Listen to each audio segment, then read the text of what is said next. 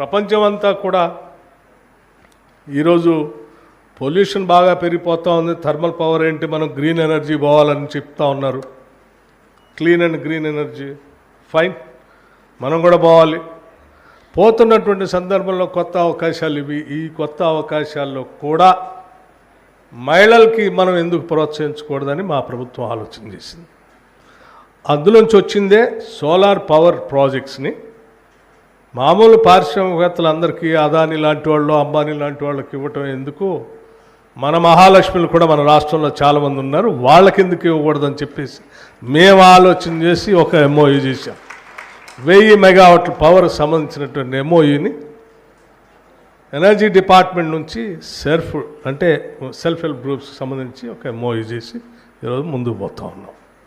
So మీరు సక్సెస్ఫుల్గా ఈ 1000 మెగావాట్స్ పవర్ని, సోలార్ పవర్ ప్రాజెక్ట్స్ని అంటే చాలా సింప్లిఫై చేశాం. ఎనర్జీ డిపార్ట్మెంట్ టెండర్స్ పిలుస్తుంది, బ్యాంక్స్ నుంచి లోన్ ఇప్పిస్తాం, మీరు పరిశ్రమ పెడతారు, పరిశ్రమ నుంచి ఉత్పత్తి అయ్యే పవర్ని మళ్ళీ గ్రిడ్ కనెక్ట్ చేస్తాం గవర్నమెంట్కి. గవర్నమెంట్ ఎవ్రీ మంత్ మీకు బిల్ ఇస్తూ ఉంటుంది.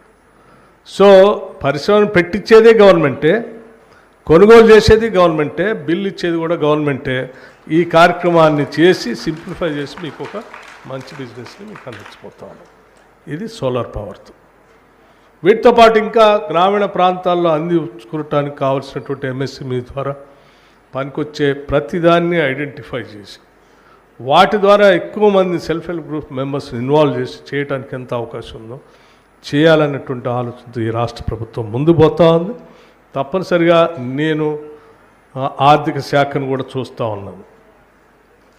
సో మా ముఖ్యమంత్రి రేవంత్ రెడ్డి గారు కానీ, మా పరిశ్రమల మంత్రి శ్రీధర్ బాబు గారు కానీ, లేకపోతే యావత్ మంత్రిమండలి మొత్తం కూడా సింగిల్ ఫోకస్తో ఈరోజు వెళ్తూ ఉన్నాం. మా ఫోకస్ అంతా ఈ రాష్ట్రంలో సగ జనాభా ఉన్న మహిళలందరినీ, తల్లుల్ని, సోదరిమణులందరినీ కూడా మహాలక్ష్మిలాగా చేయటం, మిమ్మల్ని ఆర్థికంగా సాధికారిగా నిలబెట్టుకునేటట్టు చేయటం, తద్వారా కుటుంబం ఆర్థికంగా నిలదొక్కుని కుటుంబం ద్వారా గ్రామం, గ్రామం ద్వారా రాష్ట్రం, రాష్ట్రం ద్వారా దేశానికే తెలంగాణ మహిళలు ఒక ఇన్స్పిరేషన్గా ఉండేటట్టుగా కార్యక్రమాన్ని తీసుకొని ముందుకు పోతున్నాం. ఈ పోయే కార్యక్రమంలో తప్పనిసరిగా మేము విజయం సాధిస్తామనే ప్రగాఢమైన నమ్మకం మాకుంది.